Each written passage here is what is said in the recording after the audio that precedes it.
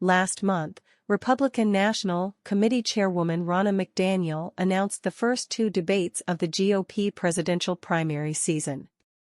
First will be a Fox News-hosted debate in August in Milwaukee, Wisconsin, followed by a second debate in Southern California at the Ronald Reagan Presidential Library. However, Trump is considering skipping at least one or both of those debates, primarily due to his polling advantage, the hosting institutions, and the timeline of the debates. "I'm up by too many points," one associate who spoke with Trump recalled him saying.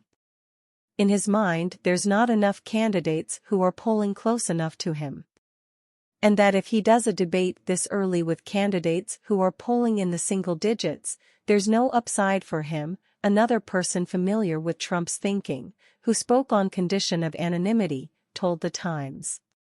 Regarding the second debate being held at the Ronald Reagan Presidential Library, the New York Times reported. Mr. Trump has told advisers that the second debate is a non-starter for him because it will be held at the Ronald Reagan Presidential Library. The chairman of the library's board of trustees, Frederick J. Ryan Jr., also serves as the publisher and chief executive officer of the Washington Post, a fact that Mr. Trump regularly brings up. Trump also has issues with Fox News hosting the first debate. As the New York Times detailed. "Why would I have Bret Baier question me?" Mr. Trump told an associate, explaining a reason to skip the Fox News debate. Mr. Trump was furious with Mr. Baier, a Fox host, over his coverage of the 2020 election, in which Mr. Baier refuted many of the election fraud claims made by the Trump team. Trump reportedly mentioned his previous spats with former Fox News host Megyn Kelly as part of his reason for not agreeing to a debate hosted by the network. These remarks echo Trump's public comments about the GOP's presidential primary debate schedule. Trump recently posted on Truth Social. "I see that everybody is talking about the Republican debates, but nobody got my approval, or the approval of the Trump campaign, before announcing them.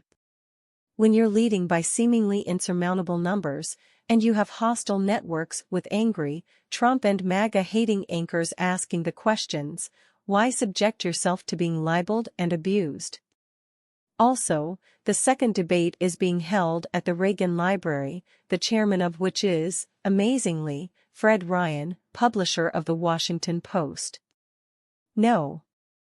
The Times report also comes one day after Trump announced he would sit down with CNN next week for a town hall event in New Hampshire.